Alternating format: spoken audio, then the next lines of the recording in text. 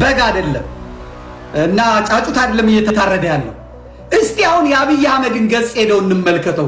አምጣልኝ አንተ የአብይ አህመድን ገጽ ተመልከት። ክርስቲያኖች፣ የኢትዮጵያ ኦርቶዶክሳዊ ተዋሕዶ ልጆች በሃይማኖታቸው ምክንያት በተኙበት እየታረዱ ነው። እዛ አካባቢ ያሉ ህዝቦችን ደግሞ ቀስ በቀስ ጊዜ ይፈጅብናል እንጂ አይቀርላችሁም፣ ሁላችሁንም ወደ እስልምና ሃይማኖት እናስገባችኋለን። ኢየሱስን እንደግል አዳኝ የሶስተኛ የዓለም ጦርነት በጣም ቅርብ እንደሆነ የኮስሞስ የሚባል ከመቶ ዓመት በፊት የነበረ አባት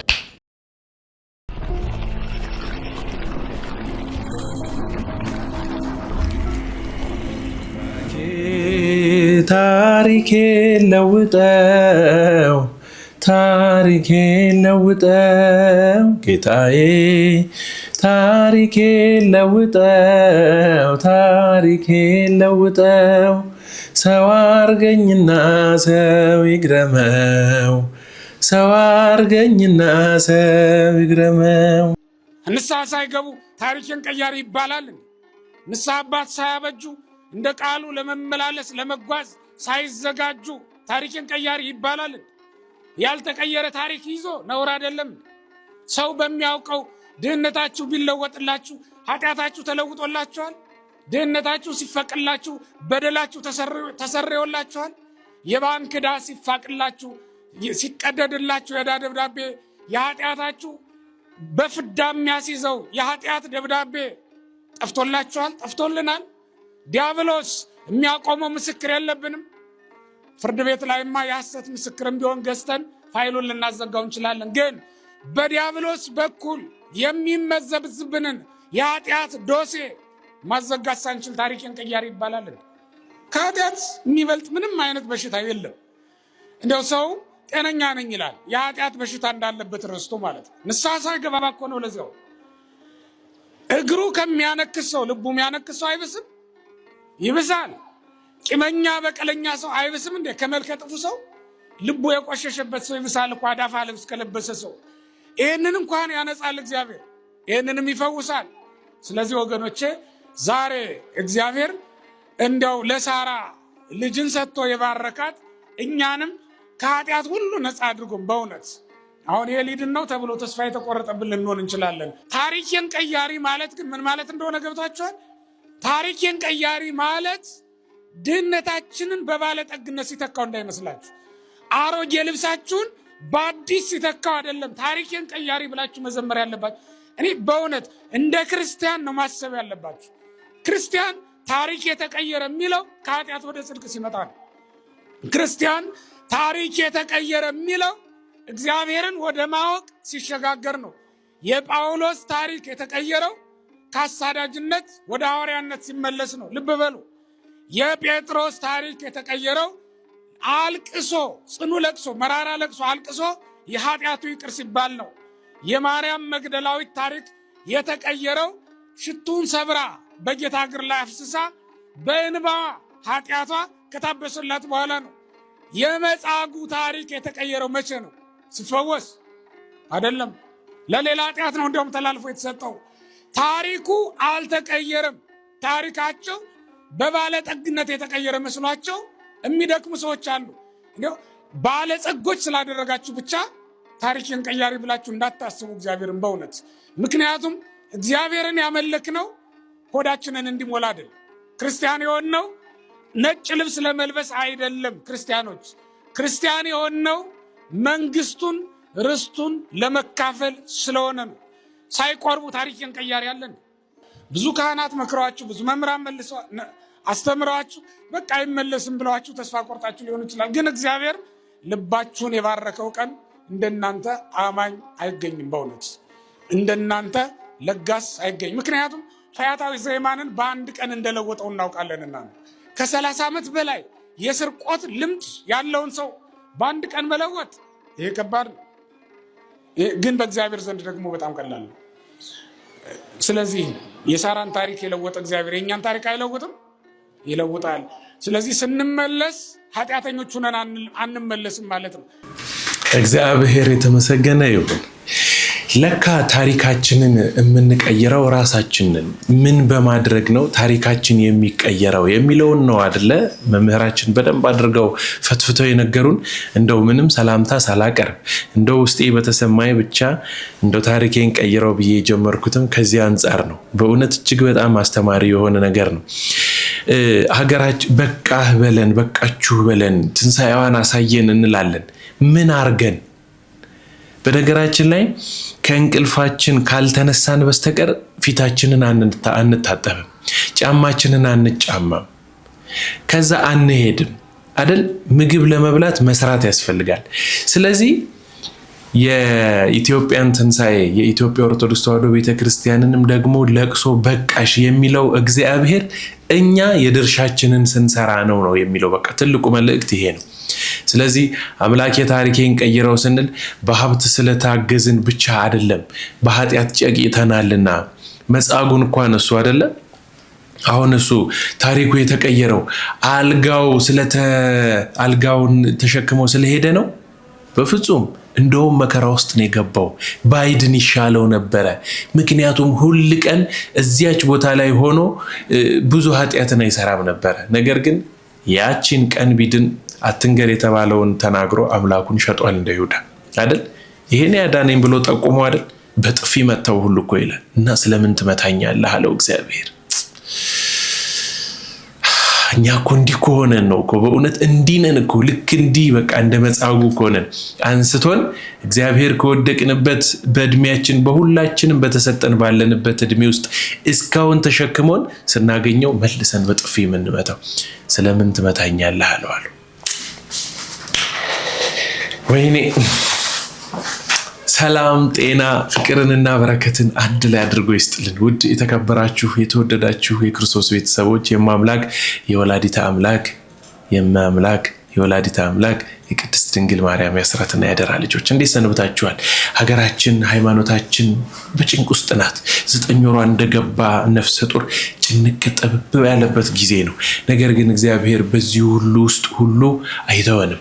ይሄ ሁሉ ነገር የመጣብንም ከራሳችን ነው። ራሳችን በምንሰራው ራሳችን ባደረግነው ባለመዋደዳችን ዘር፣ ብሔር፣ ቋንቋ፣ ቅብር ጥሴንትን ምናምን ጎጥ ምናምን ብለን ባመጣነው ነገር ነው እዚህ ሁሉ ነገር ውስጥ የገባ ነው። ይሄን ነገራችንን እግዚአብሔር ያስታግስልን። ሌሎች መርሃ ግብሮችን አዘጋጅቼላችኋለሁ። በቀጥታ ወደ ቪዲዮ እንሂድ።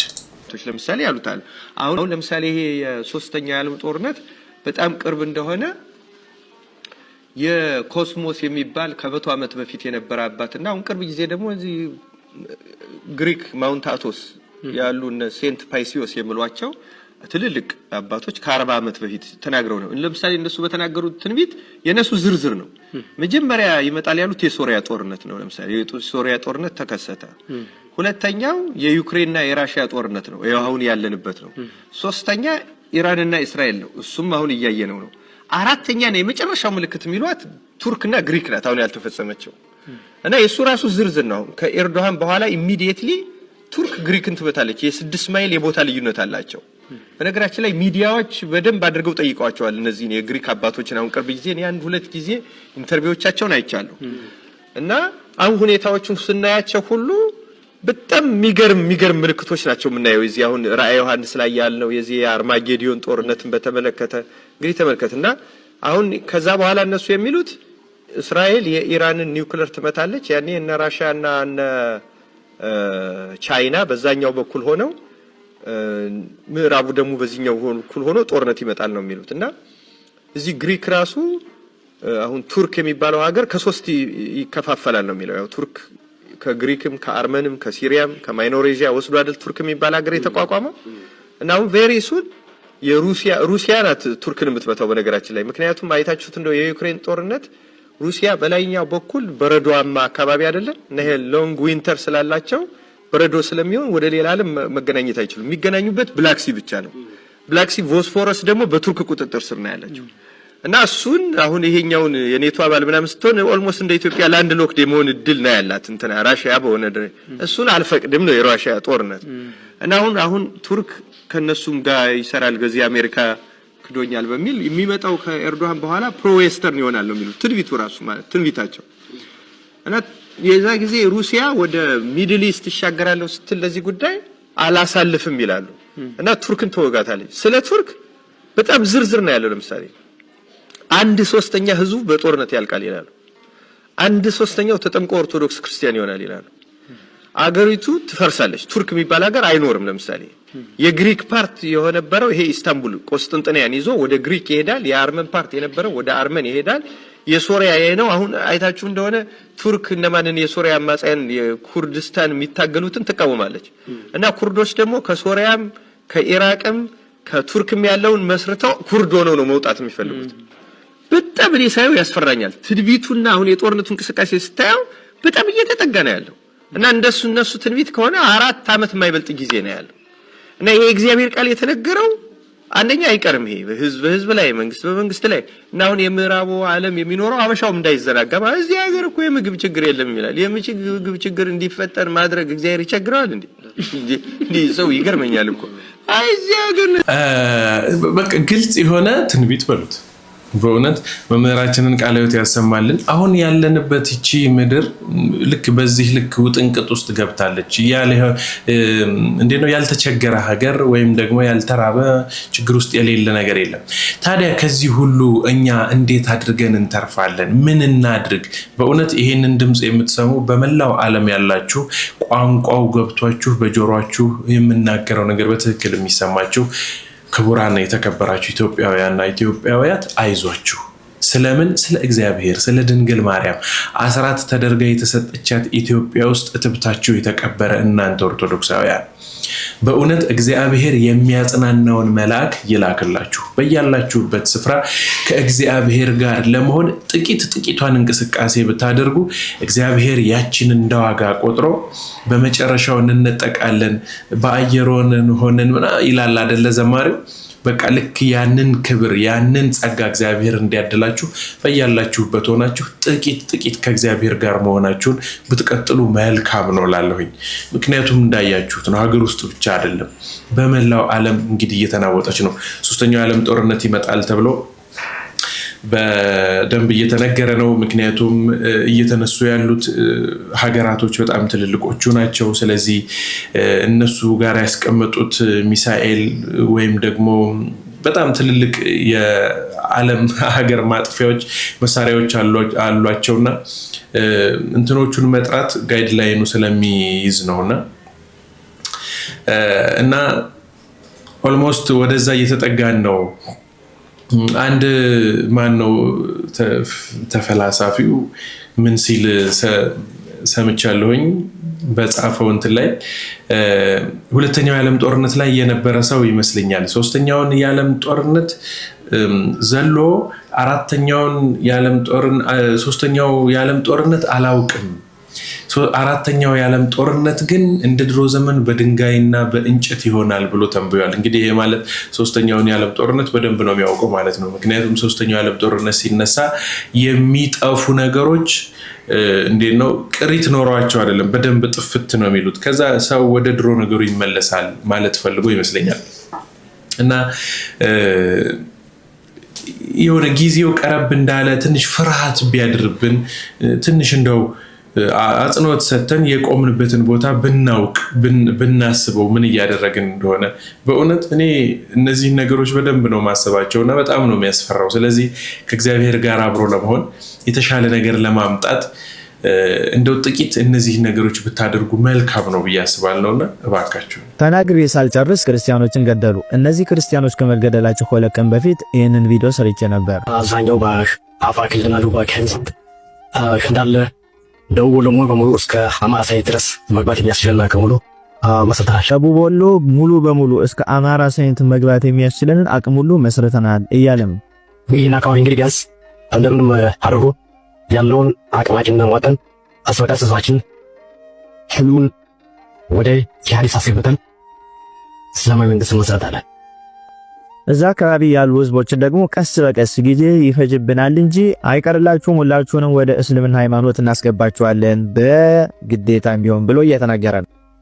እና ማንኛቸውም ህዝብ መከተል አለበት፣ ማንኛቸውም ህዝብ መከተል አለበት ብሎ የተናገረ ነው። ለሁሉ ህዝብ የመጡ ናቸው እነዚህ ሰዎች። በተለይ ከሚሴ የሆነ ቦረና መከረ ሰላም ሳይንት ሁሉ በተለይ ከሚሴ ቦረና መካነ ሰላም እነዚህ የመሳሰሉ ቦታዎችን በደንብ ስራ እንሰራባቸዋለን እያሉ ነው። እዛ አካባቢ የምትገኙ ክርስቲያኖች አሁንም ተጠንቅቃችሁ ተደራጅታችሁ ለመጠበቅ ሞክሩ። ለምን ከተባለ ከአርሲ በኋላ ወደ እናንተ ስለሚዞሩ ተዘጋጁ። ከአርሲ በኋላ የእናንተ ተራ ነው ብዬ ተናግሬ ነበርና በኮሜንት አንዳንዶቻችሁ እየመጣችሁ አረኛማ ማንም አይነካንም እገሌ ያለልን እያላችሁ የተናገራችሁ ነበር። በዚህ ሰዓት ግን ለራሳችሁ ያላችሁት ራሳችሁ ብቻ ናችሁ። ራሳችሁን አደራጅታችሁ ጠብቁ። አርሲ በኋላ ወደ እናንተ ይመጣሉ እንዲህ ብለውም ዝተዋሪ ተዘጋጁ ብላችሁ ብዙም ሰሚ ያልተገኘምና አሁንም ሄደው ቤተክርስቲያን ላይ በመድፍ እነዚህን ሁሉ ክርስቲያኖች ስማቸውን በዚህ መልኩ ጠቅሼላችኋለሁ። እነዚህን ሁሉ ዲያቆናት፣ እነዚህን ሁሉ መነኮሳትና ካህናት ምዕመናን ነው በአንድ ቀን ውስጥ የገደሉት። ስለዚህ የተናገሩትን እያደረጉት ነው። ቀስ በቀስ ክርስቲያኖችን እያጸዱ ይገኛሉ። እኛ ግን ተኝተን እንገኛለን። መፍትሄው ምንድነው ከተባለ ደግሞ አሁንም ደግሜ አባታችን ያስተላልፉትን መልእክት አሰማችኋለሁ። በቤት ያገበሞት በስለት የሚቆራሩት መሳሪያህን የታጠቅ ያየ ምትሆነ የወድበን ይሰጠዋል።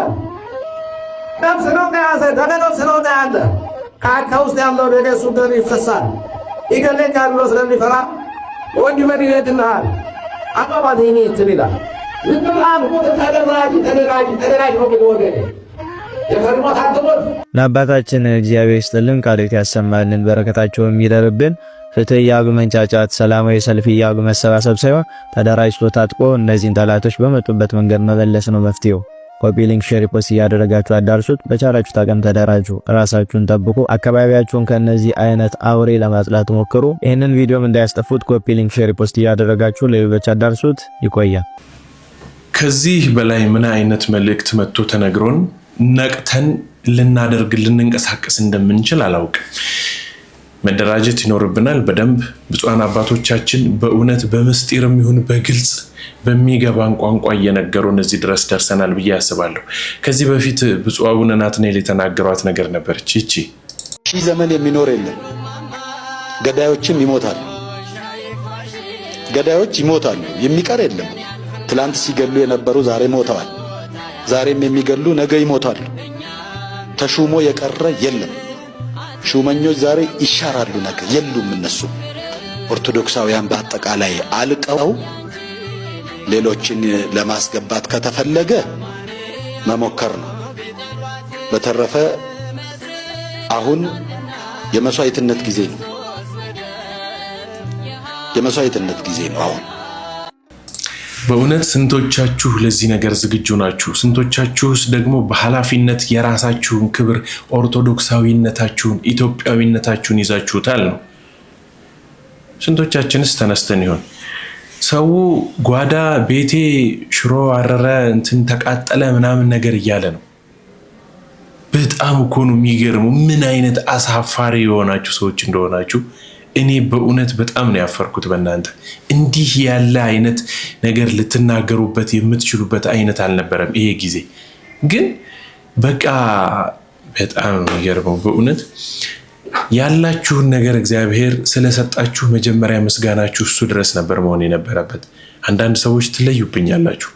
አንድ አባት የሆነች እህታችን ፕሮቴስታንት ጴንጤ እህታችን ለማስካድ ቃል በቃል እንዲህ ትላቸዋለች። እርሳቸው እሷ የምትለውን እየተከተሉ ብለው መጨረሻ ላይ የተናገሩት ነገር በእውነት ልጁ ሰውነትን ውርርር ነው የሚያደርገው።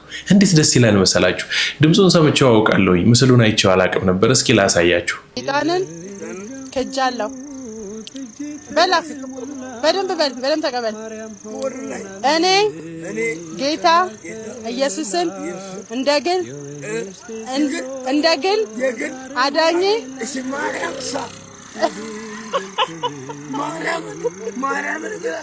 እኔ ምንም በል በቃ አንተ ጌታ ኢየሱስን ተቀበል። እኔ ማርያምን ማሰብ ከሷ የተወለደውን ማሰብ ነው። ከሷ የተወለደው ማሰብ የላከው አባቱን ማሰብ ነው። አባቱን ማሰብ ሕይወቱ መንፈስ ቅዱስን ማሰብ ነው ይልና እንግዲያውማ ማርያምን ማሰብ ሥላሴን ማሰብ ነው።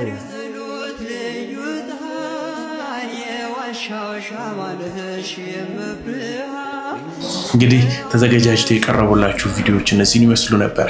በሌላ መርሃ ግብር ተገናኝተን ዳግም እስከምንማማር ድረስ ሀገራችንም የኢትዮጵያን የምንከተላትን ሃይማኖታችንን ኦርቶዶክስ ተዋሕዶ ቤተክርስቲያንን እቅፍ ድግፍ አድርጎ ይጠብቅልን። ስብሐት ለእግዚአብሔር። ሰላም ቆዩኝ። ቻው